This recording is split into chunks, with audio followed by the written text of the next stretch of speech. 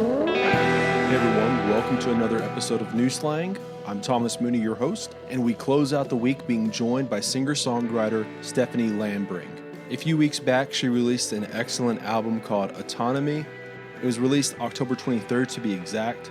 I know you hear it a lot. Hell, I even say it a whole lot on this podcast, but this album is one of the best I've heard in some time. It's a deeply personal album that is filled with a lot of weighty subject matter. She talks about religion and double standards, body shaming, domestic violence, suicide, family pressures, and really just all those complexities found within relationships with others and, of course, yourself. One of the things that I really like about Stephanie's writing is how direct she is as a writer. Yes, these songs, they address insecurities and trauma and serious subject matter, but she's never wishy-washy in how she presents the songs or the storyline. It's very bold and unflinching in nature, and I think a key feature is the self-awareness that she possesses and that she ensures makes it into the song. What I think is so special about that, and what's really important about that, is that it's very disarming. I borrow that description. It's the way Stephanie described a certain songwriter we talk about, but there's something to that in these songs as well. It's not a brazen confidence, but more of a noble confidence, an experienced one. So when she's singing about a gaslighting boyfriend or the music industry double standards or fat shaming or whatever, she is so to the point that it makes you less insecure about those things that keep you up at night. I hope that makes sense. One of my favorite comparisons that was made was by Jonathan Bernstein over at Rolling Stone. He mentioned how there's similarities between Stephanie and the melodic country pop punk of Lily Hyatt. I think that's really apt. I also think there's a lot of Jenny Lewis sonic textures and fuzz that kind of give these songs a touch of that 80s nostalgia edge, some more of that indie rock feel. And that nostalgic edge, it really lends itself to helping these songs feel more like memories because so much of what she's singing about, again, she's so direct that it feels like she's talking about snapshots or Polaroids from the past. Anyway, I really like the songs of Autonomy, and I really loved talking about them with Stephanie earlier. Rolling in from the hills of eastern Tennessee is Hot Damn Coffee, a down-home company that roasts single-origin, high-quality coffees from around the world. I am proud to be working with the fine, hard-working folks over at Hot Damn Coffee. Their year-round roasts come from certified farms in Nicaragua, Ethiopia, and Tanzania. Hot Damn Coffee sent me over some samples the other day, and they've just been making each morning that much better. As a writer, there's nothing quite like taking a coffee break and having that anticipation of that first sip of a robust, fragrant, and strong but smooth cup of coffee. Somehow that first sip kind of just shakes all the frustration out of you. You come back energized and more focused on the task at hand. Check out the Hot Damn website at hotdamn.coffee. Note that that's at .coffee and not .com. There, you can find more info on the variety of different coffees they offer, who they are, and learn how to brew the best damn coffee. While there, head on over to the Hot Damn Coffee Club. Their subscription club gives you preferred pricing, first access to new roasts, and delivers coffee to your door every month. Now this is important. New Slang listeners can get 20% off their first month subscription by entering SLANG in all caps in the coupon code box during checkout. I'll of course throw all the info and links into the show notes, but again, that's hotdamn.coffee and SLANG in all caps for 20% off your order. Start your Hot Damn subscription today. Today's presenting sponsor is Desert Door Texas Soto. If you know anything about me, it's probably that I'm from the heart of West Texas and absolutely love everything about West Texas. And that's really why I love Desert Door so much. You may be asking yourself what exactly Soto is. Well, it's a premium spirit that's similar to a tequila or a mezcal, but for my money, it's a little bit more refined and smooth. There's a sweetness and faint hints of vanilla and citrus, and it's also as versatile as your garden variety vodka. At its core, Desert Door is authentically West Texas. They go out and harvest Soto plants from the wild and bring them back to their distillery over in Driftwood, Texas. So next time you're at your local liquor store, get a bottle of Desert Door. For more info, check this episode's show notes. All right, I think that's it for the intro. Let's get on to the interview. Here is Stephanie Lambring. Well, let's start off like right there. Obviously, this is such a weird year. This is your first record in like, a long, long time. And it feels like if I don't know, is it better or worse releasing this record after like this hiatus this year, or do you think it would have been easier had it been a quote unquote normal year, or you just kind of embrace the weirdness? I have absolutely no clue. But I guess I kind of look at life like, I really wouldn't have done anything differently. Everything's going to happen as it's going to happen. Initially, I released my first single in April, which was, I guess things got especially serious in March. And I was thinking, oh my gosh, this is a terrible time to release something because I don't exactly write uplifting numbers. And then it just felt like it totally crashed what I thought was my ideal situation, because I had wanted to release music and then hopefully somehow get on someone's radar or booking agent's radar and then tour the record. That was I was hoping to be able to play shows to promote myself. Mm-hmm. So that got botched, but the more now, I'm just going to roll with it. And I feel like that's how you kind of have to do life. But I think in certain ways it's been advantageous because people have had more time to listen.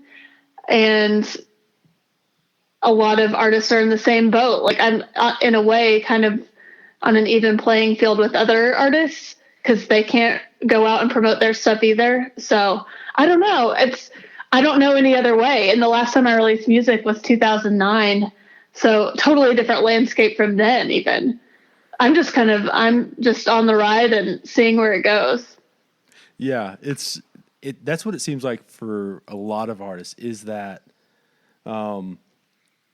it's just you just kind of have to embrace the time, and embrace what you can do, control what you can, you know what I mean? Because like if there's so much stuff that you can't control and you focus on that, that can just be kind of intimidating and it can be depressing and all that kind of stuff. But just focusing on the stuff you can control, which is,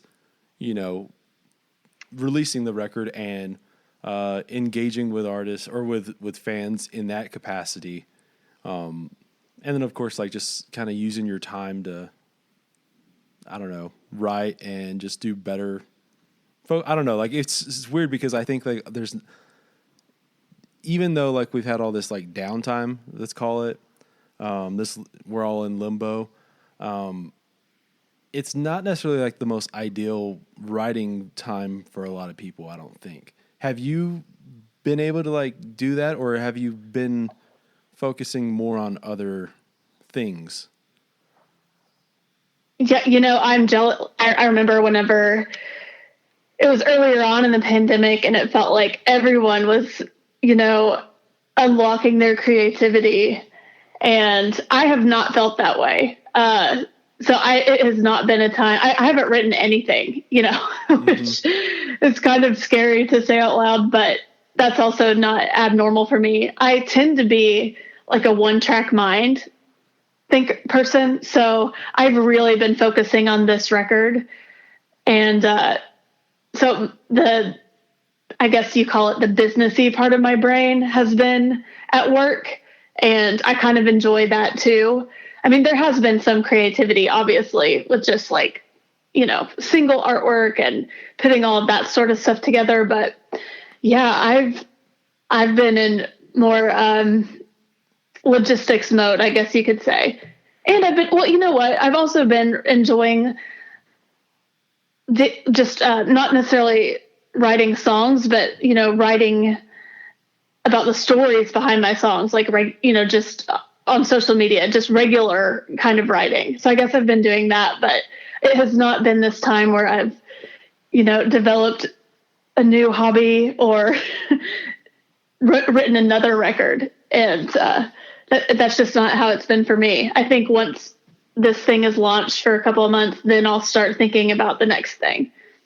Yeah. I just like, I have a hard time believing that like this is just the best time for everyone creatively, because like just because you have free time doesn't mean it's like the same thing as organic free time.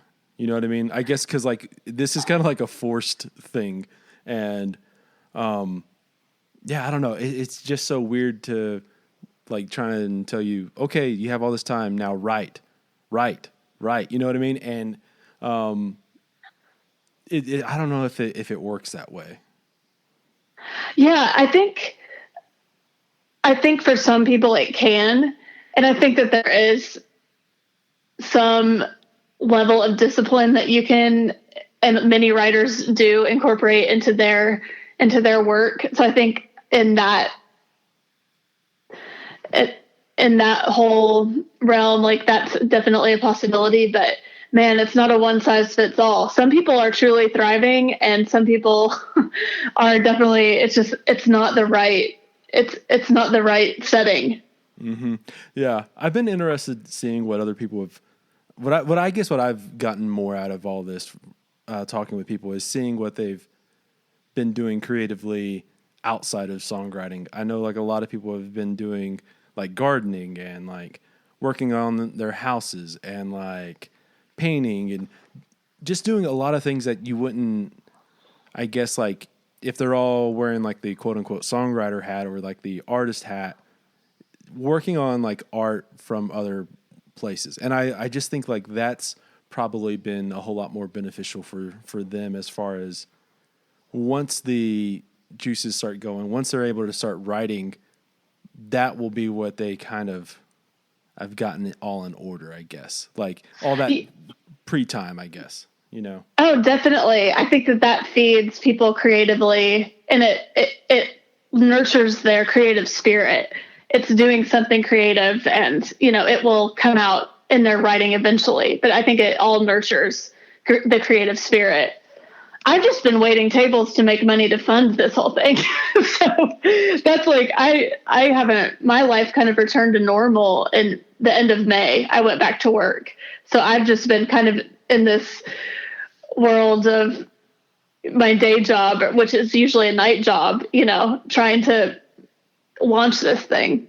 I haven't had a lot of, except for the first like 6 or 7 weeks, I haven't had a lot of free time. Yeah. Like that's, I can't remember who I was talking with, but we were talking about how early on, like we were in this point where, should I start trying to do whatever that like that extra hobby is? Should I learn how to play fiddle or, you know, so whatever the case is. And a lot of people were like in that, well, I don't want to start doing it. And then like everything goes back to normal and I just kind of give up on it. That was like more in the, I guess, I don't know, let's just start another season of whatever on Netflix or, you know, the binge watching time of our lives. Oh yes. So yeah. I went back and sat, so growing up, I played piano, and I took lessons every week for a couple of years. So the beginning of quarantine, I was like, I'm going to revamp my skills. And so I went down and I was like, I'll be documenting my progress on this song. I think I did it for 2 days, you know, like that's what I didn't get too far. I wanted to talk to y'all one more time about our new partners at Desert Door and offer up a handful of my favorite ways to drink it. Get you a Mexican Coca-Cola, have a couple of swigs, then pour yourself some Desert Door Oak aged in, toss in a lime wedge or two. Or how about this? Pour some Desert Door into a mug, top off the glass with some ginger beer, squeeze in a lime. Or for all you ranch water drinkers out there, get you a Topo Chico, take a couple of pulls off, and then pour in some Desert Door. Toss in a couple of lime wedges, and now you have a mighty tasty and refreshing ranch water. Remember, Sotol is as versatile as vodka and has a more refined, smooth, and a more complex palate than tequila. It's rich and balanced, and whatever your go-to drink is, it'll make it that much better. And again, it's inherently West Texas. It tastes like home. For more info on Desert Door, check our show notes. All right, that's it for Thomas Mooney's Cocktail Minute. Let's get back to the show. Yeah. Well, you mentioned, waiting tables. You mentioned your day job. Obviously, like the entire food and restaurant and bar industries have been just severely impacted by all of this. I think that, like, for starters, like, I think I was talking, I guess, early on to the songwriter Gabe Lee, who also works in a restaurant. And I guess, like, what I was telling him was, I feel like was really naive to just like how thin the margins are when it comes to restaurants and stuff like that. But like, I guess, like, what has that been like? I guess going back to work with, trying to be safe, but trying to also ensure that you're able to, make a living and doing all of that kind of stuff. How has that been? At first I was pretty nervous. Obviously, just with us being in a pandemic. But after, some people in our kitchen had COVID and we had to shut down the restaurant for a few days. And then we all got tested and no one ended up having it except for them. So that was kind of a crazy, I mean, it might sound strange to say that then I felt better, but in a way I did, because we were all wearing masks. We were all doing what we were supposed to be doing. We were directly exposed, and then no one else got sick. So I don't know. I think the thing that I felt a little bit less anxious after that, because if I'm doing everything I can do and everyone else around me is, then I'm feeling a little bit better. But obviously, this virus has a mind of its own. And I think that's kind of the scary thing. You never know who it's going to affect. And that said, like, all the staff is wearing masks, but our guests come in with a mask and then take it off when they're at the table. So I don't know. At the end of the day, I have to make money. And I guess, am rolling the dice a little bit, being healthy, 34, and just doing what I have to do to make money and trying to be as safe as I can about it. I don't really see many people outside of my work setting right now, so I haven't really visited my parents. I kind of have my own little bubble. Yeah. Like many of us do during this time. Yeah. It's so strange I think we all have had these like little bubbles that we live in, but then like just this year has, made us aware of them, I guess. And like how, for me, like I'm very much, I can just be by myself. Like I was like for most of my life, I have like one little brother who's 14 years younger than me. But for most of my life, I was like a only child. So I feel like even though this time has been so weird, quarantine has been pretty much okay, because like I can just occupy my time by myself easily. I don't know. And then obviously just talking on the phone and stuff with people. But like, I guess like it's to me shown how I can adapt to this kind of time, but a lot of people, it made me aware that a lot of people just need a lot of interaction outside of themselves, I guess. And that's been such a weird, not necessarily weird, but like it's been eye-opening, I guess, to, I guess, understand that people do need a whole lot more interaction on the daily basis, even if it means just like the small talk at the grocery store. Oh yeah. It has been interesting to see, like to observe in myself and then in friends that I have that I didn't realize, craved as much social interaction. Mm-hmm. That really has been fascinating. And even in myself, like I don't talk to my neighbors, I'm that level of like I kind of don't, I'm very friendly, but I have to, whenever I go to work, I have to be on and social and everything. And when I come home, like, I don't want people in my business. And I found myself like, it's been even me who like I'm an only child and can very easily occupy time by myself. But I consider myself overall, I lean more introvert, but even I hit a point where I was like, I need social interaction. And I would check in with my other friends that are introverted, and they were like, this is the time of my life, and I guess I realized I'm not as introverted as I thought. Yeah, it really is fascinating just seeing how everybody, I guess it's all come to the surface, how we all kind of thrive and survive, more so survive than thrive this year.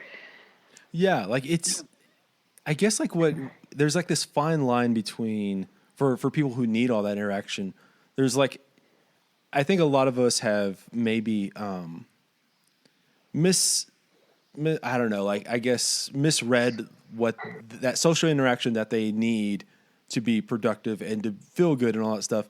I think some people have like misread that as being selfish or like needing that spotlight or something. And I don't think that's the case with a lot of people. I think that's really like, they're just like, that's how they are on a daily basis, and that's what they need. And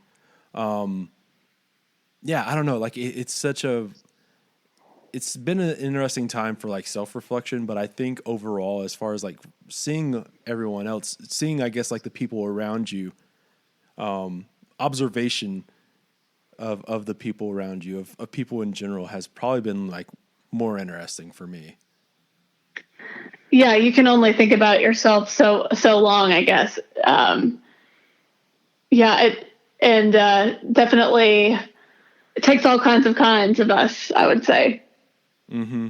Yeah. Well, let's transition to, like, I guess, more of the songs on the record. When I was sent the record, like within seconds, I kind of knew like, oh, I want to talk with her about this record because it seems, first off, I just thought it sounded good, but like, it just seemed like a very, very heavy record. I think that like, we kind of sometimes think that when an artist writes about heavy subject material, that we kind of just broadly paint them as being, maybe like, let's just use the common general terms of like just sad in real life, or like just Right. being kind of like a wet blanket in real life. I find like that's typically not the case. Is there like any kind of those preconceived notions that you've kind of gotten from people after they hear these songs from you, to where they just kind of think of you as like maybe being, like the brooding songwriter type?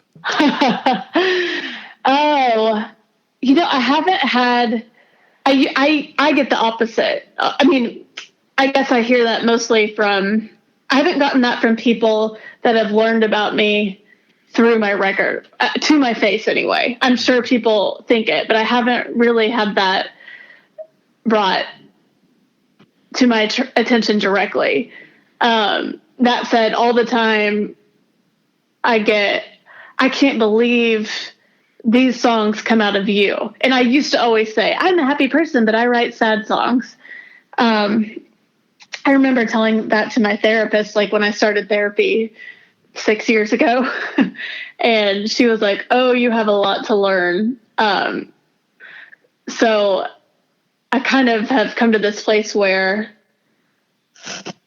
we're all multifaceted. My personality is generally outgoing and bubbly and funny. And then my songwriting is really introspective and then also observational and really, really heavy. And it's just kind of this, we're all multifaceted human beings, but usually I can't believe people meet me, they expect one thing. If they haven't heard my songs, they expect something different. And so I hear a lot like on that end.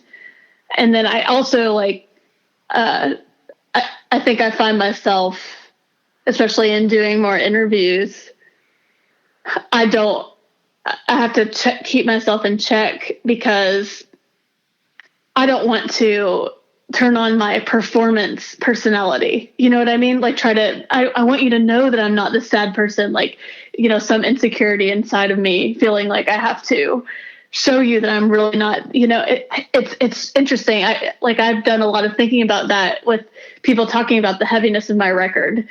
And then, oh, that doesn't match your personality, but people that have heard the record and they don't know me aren't really commenting on that. Yeah, that's interesting. You're talking about like the performance aspect of that, because I think what's funny is if you see a band play a few nights in a row, you realize the lead singer always kind of has those go-to jokes, those go-to intros, and for a song, and it's all part of not necessarily an act, but or that you're faking it, but it's a little bit more, I guess, rehearsed than I think people often think of it as. It's not necessarily always just like you off the cuff upstage. I find that really interesting that you're talking about that, though, about how you are self-aware of that, I need to not necessarily do that during these interviews. Yeah, it's because I think I've caught myself, I really like to go deep whenever I'm writing. And I like to go deep in conversation, but it's like this personality thing that's ingrained in me. You can't have people, down whenever they're talking to you. It's something that I want to keep in check, because I want to be able to, I don't want to, by keeping things more surface level, or with my, the driving thing being, I'm really okay. That talks about my own issues, which I guess it's just more things to think about. Yeah. It's, I don't know. I find one of my big things, I guess, as a journalist that I feel like it's an ongoing process of learning, is that, we kind of always try and put everyone in boxes, and try and I guess if you write a song this way, or you write this song, that means that's 100% fact, and that's what you are. And sometimes that's not the case. Sometimes these aren't all truths, right? That doesn't, or they're you at a certain point in your life, or I guess where they're all, I guess we kind of think of you guys as absolutes, versus it being a lot more gray area, where it's a little bit more of a, I don't know, I guess where I'm going with this is I feel like a lot of these songs, just because you wrote them, doesn't mean that you're over these issues, and it doesn't mean that you're still 100% in that moment all the time either. I think there's this I guess that gray area that it can be both. Does that make sense? Oh, 100%. I think as humans, we like to be black and white. We like concrete. And I know that's how my mind wants to go all the time. But my spirit doesn't. And I think that's going to be a lifelong dance for me. But to what you were saying about songs, I couldn't have said it better. These songs are, some of the songs are me processing my own life. Direct 100% autobiographical things. Some of it's me processing that and healing most of it. But, I think that we carry all of the pieces our entire lives, and one day you might be doing pretty well. And then the next day, something like the little 8-year-old in you is triggered and you're acting, just not in your most mature way. And I think that that's just like, I think that's true for all of us. If we sit and think about it and observe ourselves.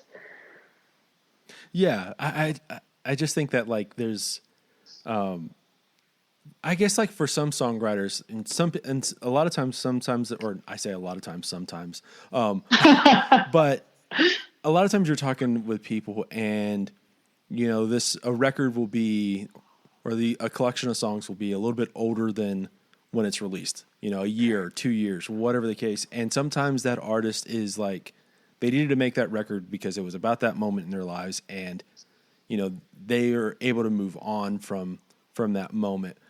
But, and I think like you try and, I guess, apply that to a lot of people, a lot of artists. And again, like, I just don't know if like you can just write a song and then, oh, there goes, yeah, I'm done. That chapter is finished. It's, we're done with that.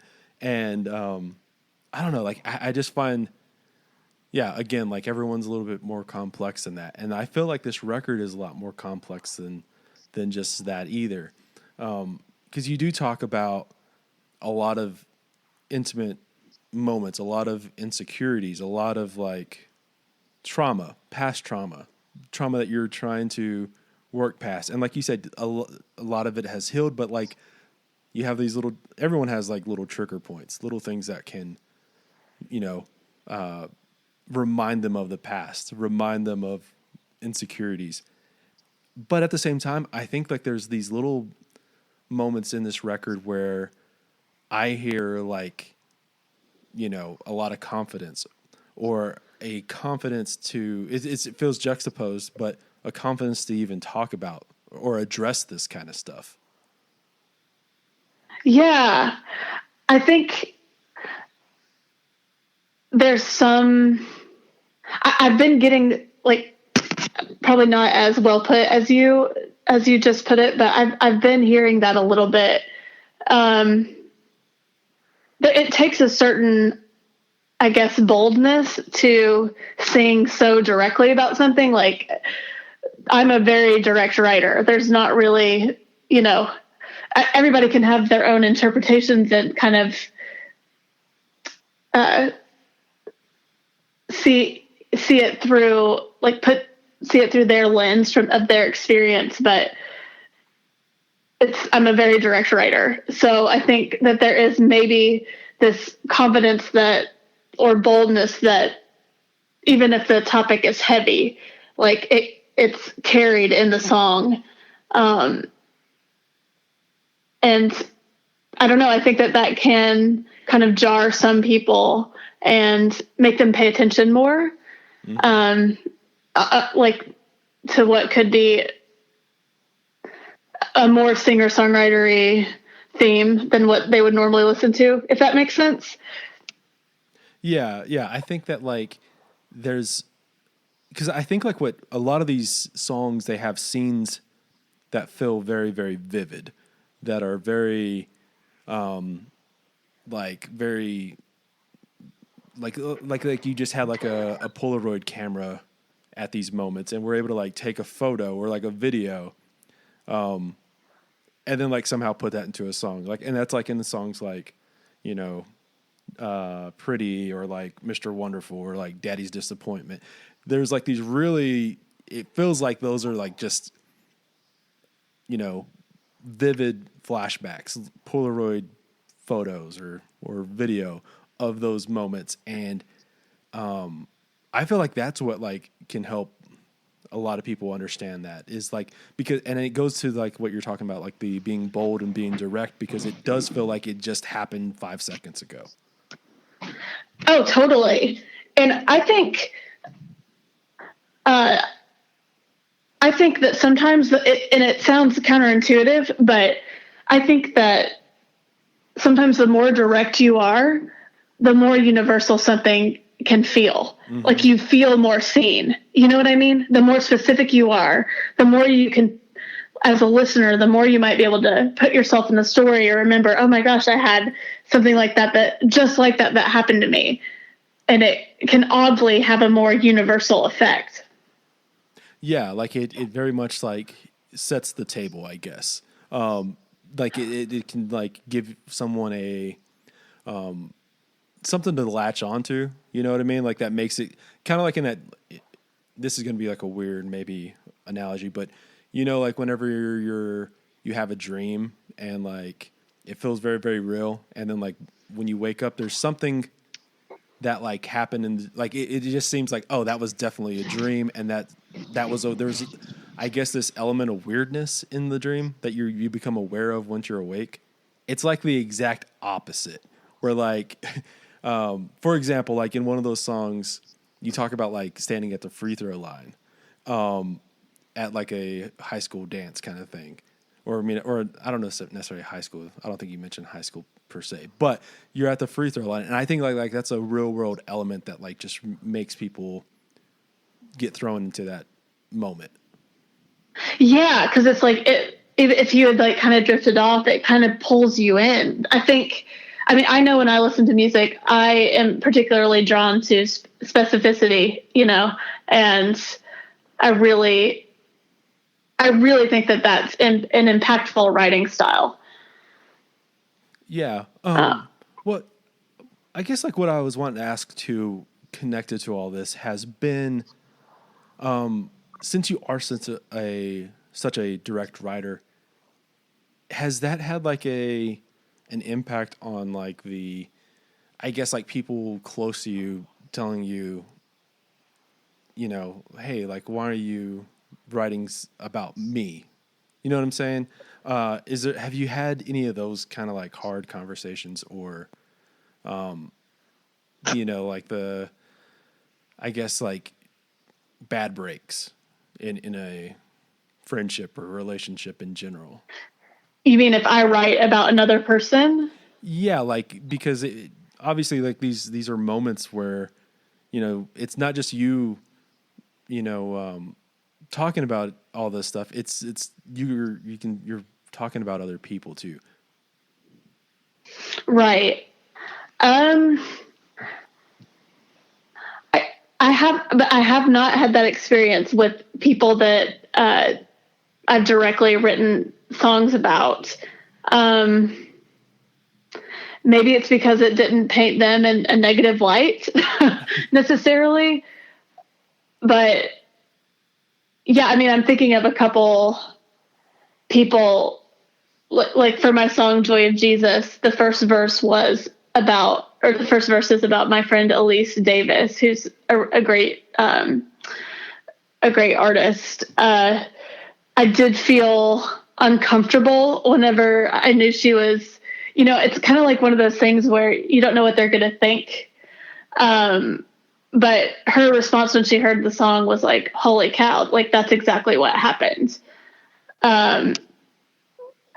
And for somebody else's dress, I wrote that about a friend of mine. I didn't play it for her for years. And then when I did, she just cried, but it was more of a healing thing than that. For Daddy's Disappointment, that was the one I was like, I didn't play it out at all. I played it out like less than 5 times because I was afraid of my dad hearing it, and I didn't want to hurt his feelings. But it was a song I had to write. So that was probably like the hardest. That was the hardest one to play. That was inspired by a different person. Yeah. Well, mind you, like also, I kind of believe that like if you're a writer, that comes with the territory. Yes. And that like you never hear anyone ever complain about like, oh, blah blah blah wrote a love song about me, or you know what I mean. So like I feel like if you can be okay with, songs that are about you that are like put you in a good light, you have to kind of be okay if something puts you in a bad light or just a slight negative light or whatever the case. Definitely. I think if you are close to an artist, you are, you're accepting the risk that you might end up in a song, or, you might inspire a song for the better or for the worse. It's just one of those things. Yeah. Now you've mentioned how like, you have gone back through like old diaries and have kind of, been inspired by that quote unquote, like 8-year-old little version of you, for some of this stuff. Is like, what have you, I guess like with that, what else has come out, I guess? Not just like from the diary, but has there been any other, I guess, songs influenced by, that version of yourself? Or is it mostly like just remembering stuff from stuff you've written? Well, I mean, obviously Pretty was very heavily influenced. And the funny thing is my parents found I have so many journals from whenever I was growing up. I wrote all the time. And we couldn't find that one journal that I remembered reading, Will I Ever Be Pretty? And that like stuck out to me. It's when they finally found the one, and in it, they found the entry where I like described the first verse of Pretty. And I mean, it was how I remembered it is how I wrote it down, like the night it happened, which is kind of crazy. So like that song is definitely directly the little 8-year-old girl. And other than that, I mean, this is going to sound like, definitely Daddy's Disappointment, definitely like just that feeling of, I had a lot of pressure on me whenever I was younger to perform. I guess you would like it from whenever I was elementary through high school aged. It was grades, like making straight A's. I was actually valedictorian in high school. Like I had a lot of pressure on me to do well in school, and I like school. So that kind of worked well together. And then, and then in high school music started, and then that kind of became another, I felt pressured to do music. And I also love music. It was this kind of complex thing. So, I mean, for Daddy's, I definitely have seen just that, like from old memories, that thing that I carry that with me. And I think that comes through in a lot of my songs, like the, just, I guess the person that wants to be good enough, and wants to be seen. I think that's the biggest thing. I think like the little girl that wants to be seen. And so then here I am trying to like dig into all these heavy topics to be seen. I feel like that's a rambling way for me to get to a point, but I'm kind of like putting it together in my head. This episode is in part brought to you by Austin, Texas's Wild Gallery, a virtual art gallery featuring traditional and contemporary art by Native American artists. As you're probably aware, I'm not just an avid fan of music and film and novels, I absolutely love visual art as well. And as you probably also know if you've been listening to New Slang for a while, you'll know just how often songwriters, they also dabble in various other mediums and are largely also inspired by other artists. One of the giant reasons I was drawn to Wild Gallery is that all of the art is produced by Native American artists, not only produced by, but inspired and influenced by other Native American artists, history, tradition, nature, stories, music, and just culture in general. If you head over to wild.gallery, that's WYLD.gallery, you'll see exactly what I mean. I've spent probably an hour scrolling and clicking through the various pieces.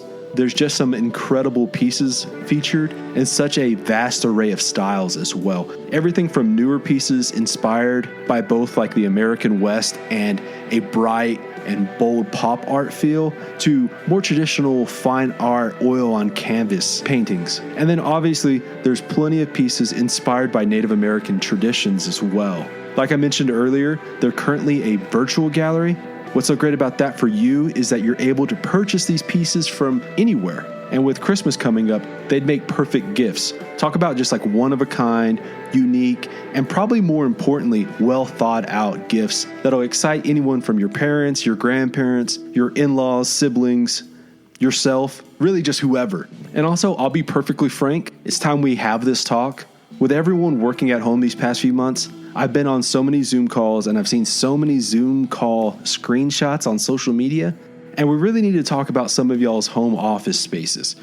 Too often, it's just that generic desk, maybe a poster that you had from college, maybe a calendar or like a whiteboard that you write on, and just those bare, bland walls. I'm just saying, we've all been there, but like right now would be the absolute perfect time to fill those walls with some great art. Go visit Wild Gallery and order a handful of these paintings that'll just really spruce up your background and make you look a little bit more adult and lively. When you're surrounded by art, you're more productive, you're more creative, and let's just face it, you're more happy. For me, that's why I fill up my walls with different art, because obviously you walk by them multiple times a day and you're able to like just take those little moments. You're able to appreciate all that effort and energy that was put into the art, and hopefully that kind of inspires you to go on and do more stuff in your day. Again, that's Wild with a Y. I'll throw a link into the show notes, as well as share some of my favorite pieces on Instagram and Twitter. I already have a few earmarked because I'll be ordering them soon myself. Again, that's Austin, Texas's Wild Gallery, featuring a blend of traditional and contemporary art by some of the most gifted Native American artists. Okay, let's get back to the episode.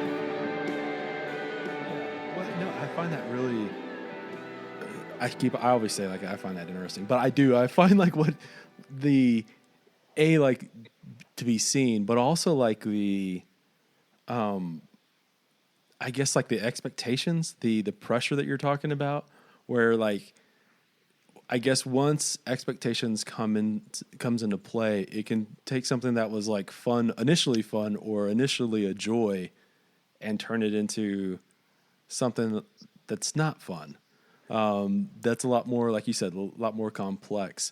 I think obviously the music industry as a whole can kind of do that as well. And you do talk about like that too. And of course, like there's a reason why this record is, 11 years after your first. Yeah. Did it become like not fun? Have you had these moments where you just kind of felt, I just can't do this anymore. I don't want to do this. I don't know what this is anymore. It's not what I initially thought it was going to be. Oh my gosh. So many moments. And I think that was what was terrifying, because on a certain level, I knew I loved music, but the way that I was doing it wasn't working. So I think it was really easy for me to copy paste my like wanting to please and do well, and kind of what I felt with my parents to the music industry, if that makes sense. So like I'm going to be, I got signed to a publishing deal, and it was really easy for me to just kind of fit that. Okay, well, what do you want? Am I doing well? Do you like this song? Like kind of looking for that validation. But also having a true talent, but then it like becomes, and this is where it's different from, my upbringing. It became like a machine for me. The music industry, having a publishing deal, you get signed because of how you write for yourself. And then it shifts to writing songs for other people.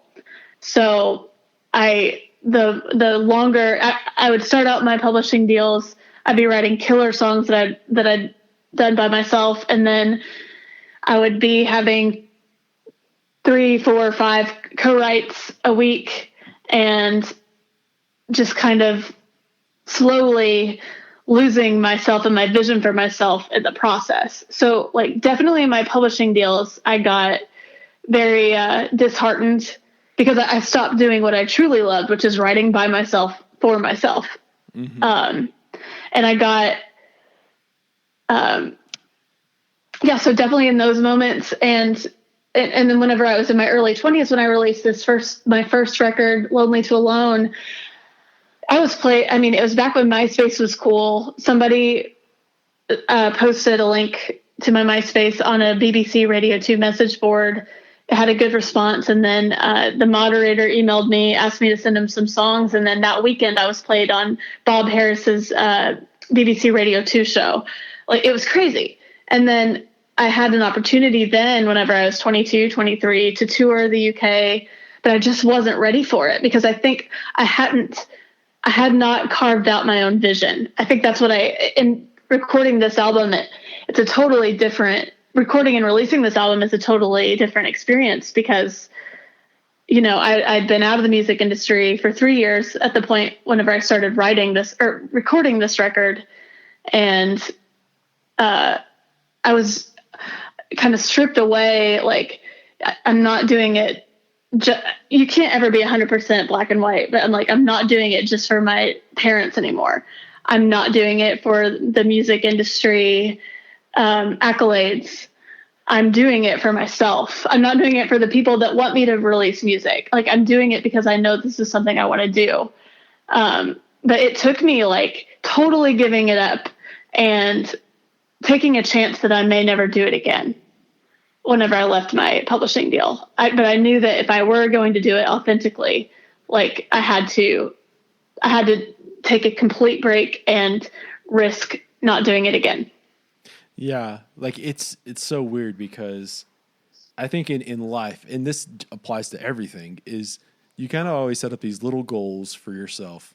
And then, you know, you get to that point and like you have that rush of excitement of like, oh, you know, I've accomplished this, whatever that is. And then like moments later, or for me at least, I always feel like that little bit of like that, I guess like that little bit of sadness of like, oh, this isn't exactly what I thought it was going to be. Or like, what's next? Like, okay. And then too, like what you're talking about with, you know, success early on in life.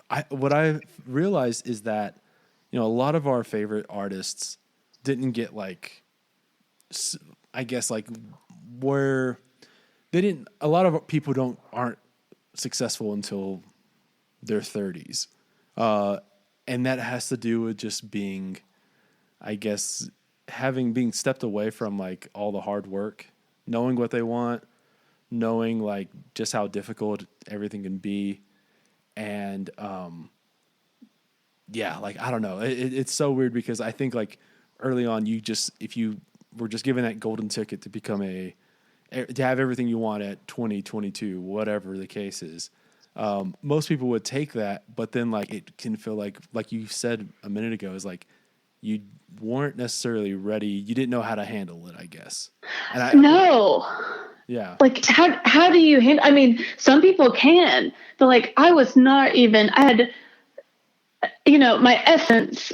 I did not know myself yet, and I didn't trust I think the most important thing is I didn't trust myself yet. Mm-hmm. And God, like, there's something that happens.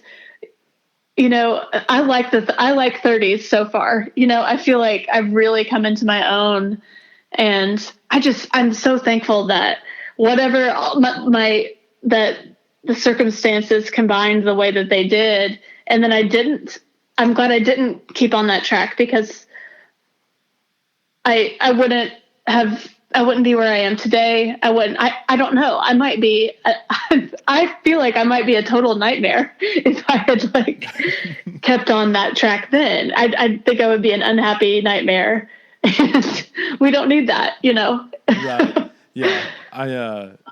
This was a couple of years ago. But I had a friend who had mentioned, I guess like we were, I don't know, probably like 27, 28.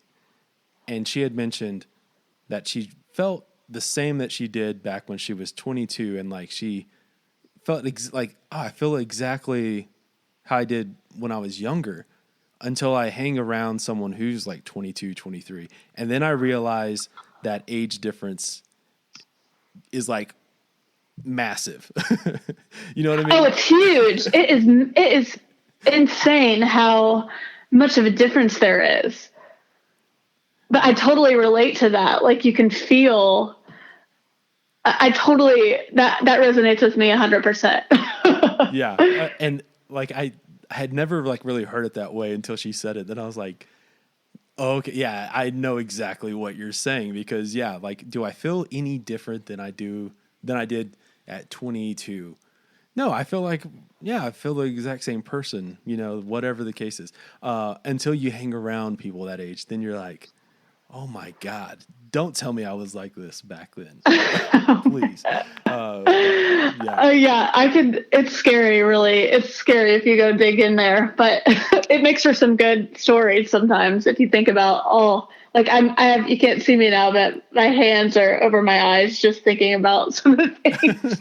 Ooh, anyway, yeah, we all change a lot, thank God. Yeah, I kind of have like that, I guess, life thing of, and this goes back to my little brother who's like 14 years younger, like I mentioned.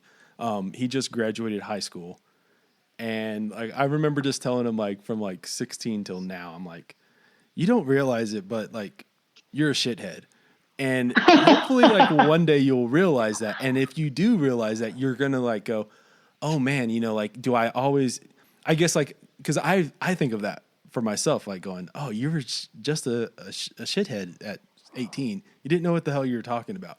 And I feel like that's how, as long as you're always kind of thinking, you know, oh, I did some dumb things 2 years ago, or whatever the case, you're always going to be, I guess, moving forward. You know what I mean? Does that make sense? Oh, totally. I think that, you know, you got to have grace for yourself, and you have got to laugh at yourself, because what else are you going to do? You know, but I remember I was so self-righteous when I was younger, you know, and maybe that's why I write so much about trying to tear that down. I just remember how like picky I was, and how I'd try to control the actions of other people. And oh God, like, the older I get, the more I realize what I don't know. And I mean, I hear that a lot, but seriously, like, to think that I was an authority on anything when I was that age is very interesting. But I mean, that's part of being 22 and younger, you know? But you gotta have grace for yourself, and laugh at yourself, and just correct where necessary. Yeah. Like, I guess, like, looking back for me, I always kind of think of like, I guess, like, back then I was way more of an optimist, but not just an optimist, like an absolute, like an absolutist too. Like, and you just kind of, and I mean, like, from everything from just like music to like art to politics to just everything is like, you know, you're wrong, like, just because if you like this, or, you know what I mean? And I guess what I've realized is, like, that's very, very exhausting. And, like, obviously there's a lot more nuance in life. There's a lot, again, going back to there's a lot more gray area in everyone's life. So, yeah. I was wanting to ask you a few questions about some of the co-writes that you've done. Yeah. I feel like every time I hear someone who's written with Lori McKenna, I have to ask them about writing with Lori. I feel like she's definitely one of my favorite songwriters. What is it like writing with Lori McKenna, like stepping into a room and turning out a song? I mean, it's one of the best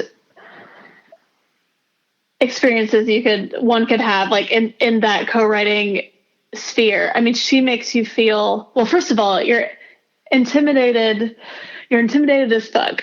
You know, you walk in and you're like, oh my gosh, I'm at Lori McKenna's house. Because I think I've written with her on 2 different trips, and my publishing company flew me to Boston, and I remember driving to her house and walking in, and I was just like, I hope this goes well, because, you know, this is taking up 3 days of her life and costing my company hundreds of dollars. But gosh, the second you walk in, you feel so at home, and she just, she disarms you. Like, she's very disarming, so down to earth. And then I think like one of the best skills a co-writer can have, I mean, she's obviously, like, it goes without saying, she's brilliant. So on top, you take that and then add in, she makes you feel good about yourself. And so I know when I've experienced that in co-writing situations, it makes whatever's coming out of my brain and my mouth better automatically, if you feel like that confidence. So she's a brilliant writer who makes you feel good about yourself. And I wrote, we sat down, and I've had painful co-writes in Nashville that lasted like 2 hours. I remember I would be at her house from like 10 a.m. to 6 p.m. and not bat an eye. It was, a lot of times co-writing can be draining, but with her, it was energizing. And that is special. It truly is. And I bet you've heard similar things from other writers that have written with her. Yeah, I have. But like what you said, like disarming, I think I've not heard anyone say that, but like that's what they've all been talking about, is like the lack of pressure, the like, a lot of people have described it as like the motherly kind of thing. I think like I feel like for me, if I was ever in that situation, I feel like I'd have that problem of trying to stay in the moment, like just being too much of like, oh my God, like I need to like, like sometimes when you're doing something and then like something special is happening or whatever, and you're trying to tell yourself to capture it all, and then you like focus too much on like trying to capture it all versus like actually just doing it. I feel like that's how it would be for me, at least. I don't know. Well, have you met Lori McKenna? I've interviewed her, like, I guess one time a couple of years ago. Okay. But it was like, I wanted to talk to y'all one more time about Hot Damn Coffee out of Eastern Tennessee. The morning comes at you hard, and there's only one thing that can charge you up for the day. That's coffee. Sure, you could fill up with whatever you can find on the bottom shelf at your local giant box store, but do you know what works better? Hot Damn Coffee. Why? Because they're single origin and high quality. They're a down-home company passionate about great cups of coffee. And of course, they love great music too, which is why we've partnered up here on New Slang. Go visit hotdamn.coffee and order yourself some robust, smooth, and high-quality coffee grounds and beans. Join their subscription club. As a New Slang listener, put slang in all caps in the coupon code box at checkout for 20% off your order. You'll be saving some cash, getting some of the finest coffee around, and helping support New Slang, the music podcast that you know and love. Again, that's hotdamn.coffee. All right, let's get back to the interview. so you also like have written with Carolyn Spence. That record that she put out a few years back, that was like the Hotel Amarillo one. Or like yes. Spades, what is it called? It's like... Spades and Roses. Spades and Roses, yeah. I knew it was not Hotel Amarillo, but yeah, like that record I just thought was such a... I love like the mood and like the tone of that record. And you guys wrote a song on there, All the Beds I've Made. Do you remember like writing that song? What was like that song? So she had the idea for All the Beds I've Made. First of all, I love Caroline. She's like, I was talking about my, my disdain for some co-writing earlier, but man, like these two that you brought up, I did have like, a dozen or so people that I absolutely loved writing and collaborating with. So I just want to say that. And Caroline is one of them. But the day we wrote this song, she brought the idea and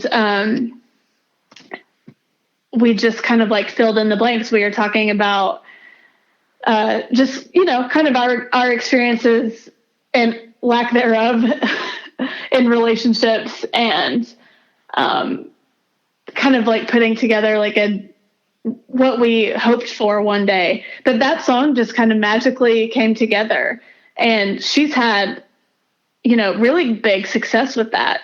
I love that song. And now, like, I feel like even now, whenever I listen to it, I take something away from it, which is interesting. Like, something that maybe I didn't realize at the time I was writing it, or at the time we were writing it. Yeah. Well, what about like I guess the relationship with a song like that obviously it's been cut by, I think, like Claire Bowen too. Yes. What is that relationship to a song that I guess maybe like that she has, I don't want to say ownership of, but she obviously plays, and that do you play it any, or do you like, is that just kind of like in the back catalog? I have started playing it a little bit. It's funny that, like, in my mind, it's Caroline's song, even though, I helped write it. But I have started playing it out a little bit. I think she does it better. Like, in my head, it's something I have to break. Like, not have to break, but like, if I want to play it and do it justice, or try to do it justice, I have to break that way of thinking, because it is a song that I'm very proud of. And I think I'll be singing it more and more in the future once I can sing at places again. Yeah. Like I've always been, I guess, like interested in that part of it, of like, because obviously, like, sometimes, there are those co-writes that where like you're, I guess, going to, or I know a lot of situations, not necessarily with you. I don't know if if it's the case with you too, but like there's those co-writes where you kind of come in to help a songwriter finish the song, and that person's clearly going to like probably cut the song. And so like, I always wonder like about what do you feel, like that you can sing? Obviously you can, but like, what's that like? You know what I mean? You get what I'm saying?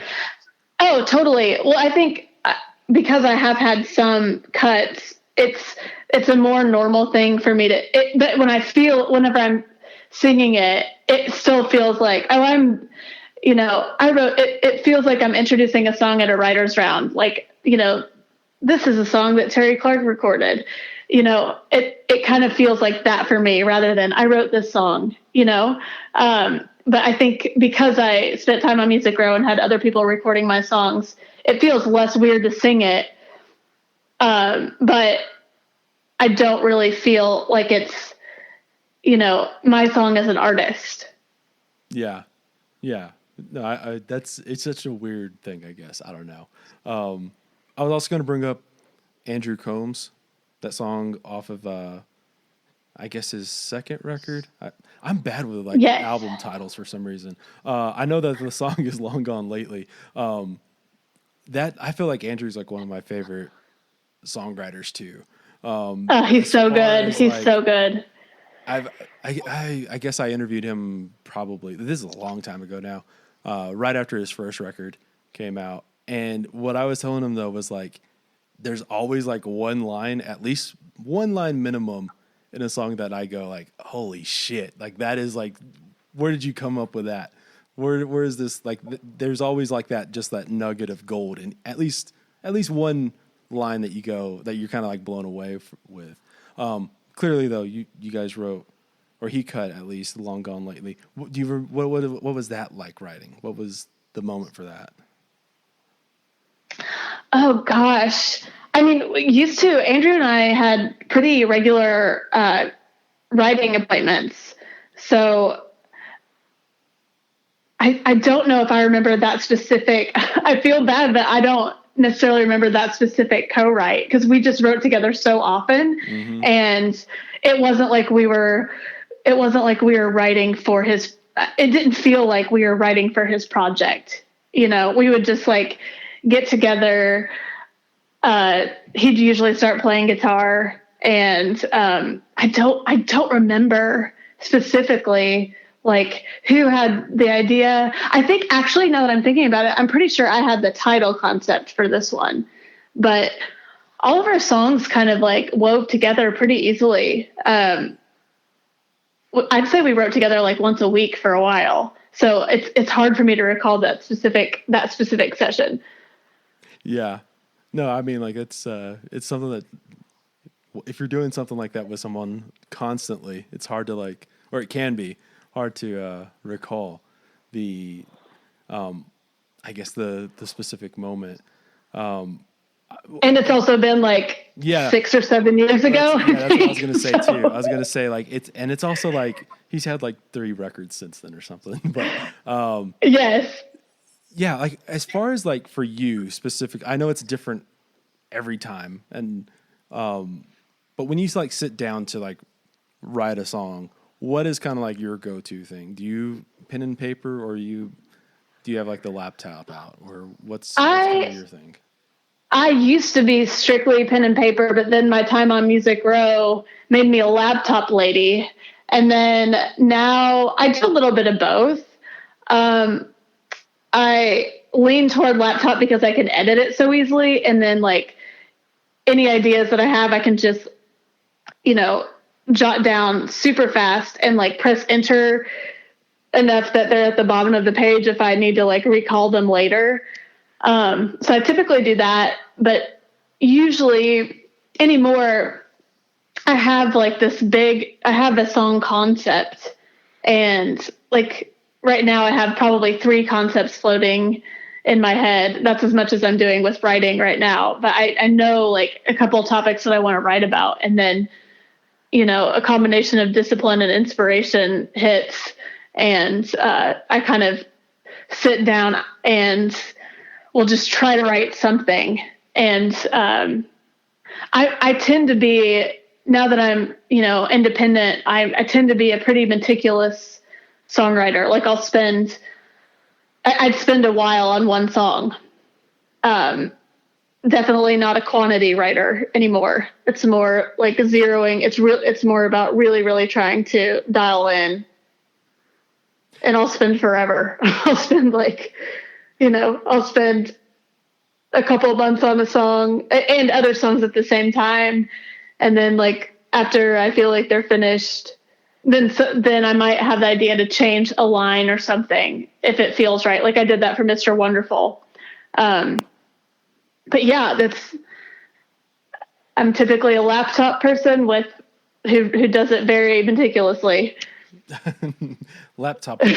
I like that. I laughed outside, away from the mic when you said laptop lady. I don't know. Well, I realized as I was saying it, this could be interpreted a different way, but we're just going to roll with it.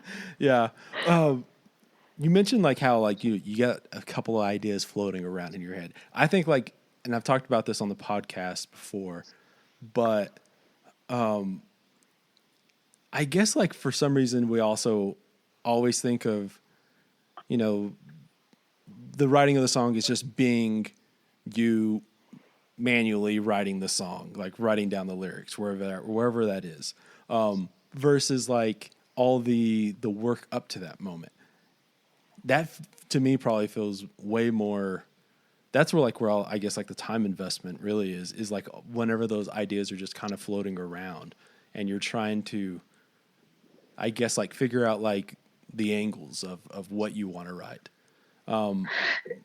Usually how long does a song stay up there floating around before you actually kind of sit down? It totally depends. I mean, usually at least 3 or 4 months, if I'm being honest. And I only have that this is only applied to this past record that I've done, because before that I was writing so much more frequently.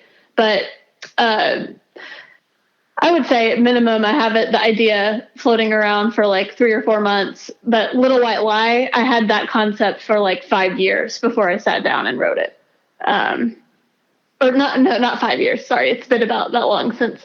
I probably had the idea for 3 years at least, because I knew I wanted to write it at the end of my time with my publishing deal. But I just knew I knew I wanted to write the song by myself eventually, but I knew I couldn't do it yet.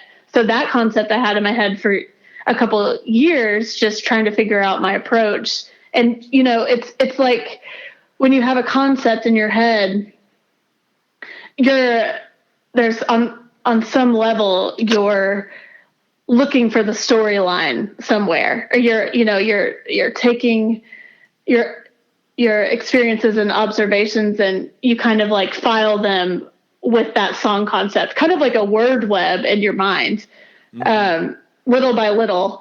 And then like Birdsong Hollow, like that was a concept that was going to be on my next record. I didn't think I could put that on. I didn't think I could churn it out before, because I had that concept for a while, but I just didn't think I could get there before we were done with this project. But the more we invested in this project, the more I realized it belonged with those songs. So I kind of like willed myself to make that happen, and wrote that simultaneously with like the lightest song on the record, Fine.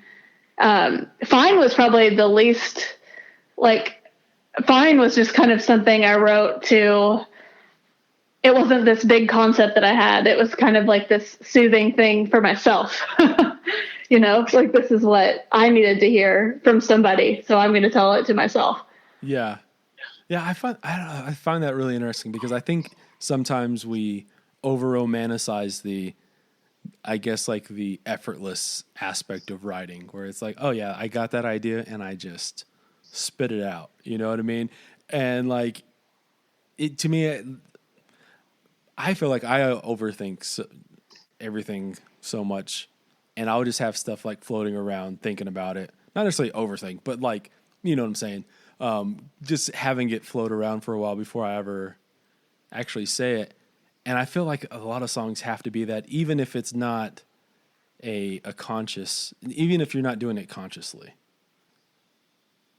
Oh yeah. I think that, like, for me, and I think everybody's different. I think some people can really just like, they have an idea and then they have to get it out. Like I know, a friend of mine, it's like he just spews brilliance all the time. It's annoying, but his brain has to get it out. I like to stew, and I think we just have to, and I do get anxiety when I read about writers that are like, you've got to be writing every day, you've got to be doing all of this. And I think like a theme that we keep coming back to, we need to be less black and white about it.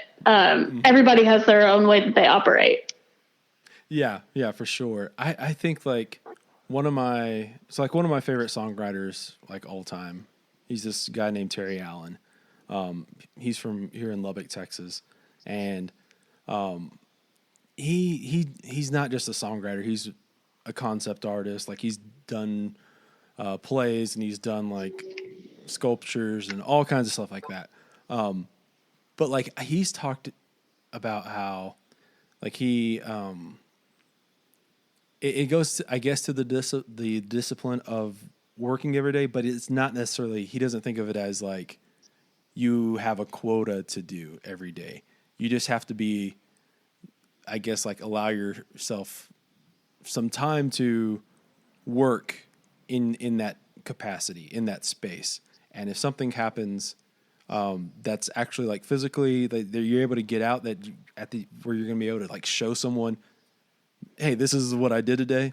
Or if it's like you just kind of like being in the moment and working on it in your mind, and you're not able to like show someone that it all is the same thing. And at the end of the day, like it's all work. And I guess everyone understanding that, that is work, is what I guess my point is like, yeah. So I don't know. No, I totally get that. And I like that. I think, I think that is a really good approach. And I think things can be, it can be work, even if we don't realize it's work. Like we're doing something that is actually considered work, even if you don't have something to show for it. But I think that there is something, it sounds like he does have a good, like a mild discipline. And that's, I have that goal to one day, like some days I just set a timer for like 30 minutes and I say, okay, you're going to spend 30 minutes playing guitar, like no pressure. I really want to get back into that just to kind of like, I am somebody that works well with discipline. And I do think you have to show up to a certain extent. I know when I was writing the record, I sat down when I didn't feel like writing it. But I like that approach. I like what he has to say. Yeah. Like I guess like what he was saying too is like, I guess like he has a studio and he calls it a studio. It's really like his office, right? Right. Like that he sits in his office and, for X amount of hours, I don't know how long, but like you can be in that moment. And like, that's what you're dedicated to. And it is like that soft discipline. What you kind of reminded me of like the timer thing. I guess it was probably last year I was talking with Robert Ellis on a podcast. For listeners, go back and find that episode. But he like talks about he was talking about how, and this is like, to me, a little bit more, like this is very like a strict kind of discipline.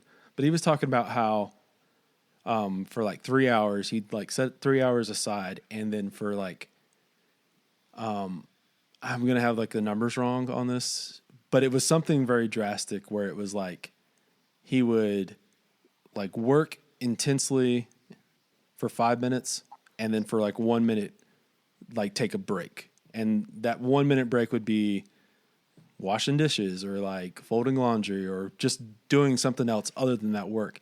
Then like going back for 5 minutes and doing that for like 3 hours. Now I tried doing that and I just could not, like, I'm not able to do that. So like I did it for like 30 minutes and like 5 minutes or something like that. I feel like there's something to that too. Cause he was like he was talking about like how, like, I guess like those minutes that you're only able to like super focus on something for like that short of a period of time. Again, though, like I said, like I could not, there was too much pressure to like work for those 5 minutes where I was like, oh my God, like it's running out. Like, what am I going to do? Like, oh, okay, well, I wasted that 5 minutes. So I would do it like 30 minutes, 10 minutes kind of thing, or 30 minutes, 5 minutes off. But it was all about like, I guess like those 5 minutes, you're actually still working on it and you're able to like just step away for a minute. And then if you come back it's a little bit more like you come back with a little bit more of a fresh mind, I guess, each time. So I love that. And I mean, that's so true. Like if you step away from something, the perspective that you gain. And I mean, that is as important a part of the creative process as the rest of it. I'm going to have to go back and I want to go listen to that episode. Yeah. Like I for some reason, I think he said 5 and 1, but it could have been like 10 and 1, something like that. But like, cause that sounds stressful to me. I think I'm like you. I'd be like, okay, like you have to get in the headspace for the 5 minutes. And I feel like I would be at 4.5 minutes by the time I got in the headspace. And then I would be freaking out because I had 30 seconds left. Like, ooh, I don't know. Yeah, that's exactly how I felt. So that's why like I manipulated the numbers to like work for me better. But, I don't know. Like just try it out. Other people try it out. So I don't know. I think it worked. So I like that. Yeah, it's been really great talking with you today about all of this stuff. I feel like we've covered a lot of ground. All right, that is it for this one. Be sure to check out Autonomy by Stephanie Lambring. Go check out our presenting partners over at Hot Damn Coffee, Desert Door, Wild Gallery, and of course, the Blue Light Live. That's it for this week. We'll see y'all next week for a couple of more episodes of New Slang.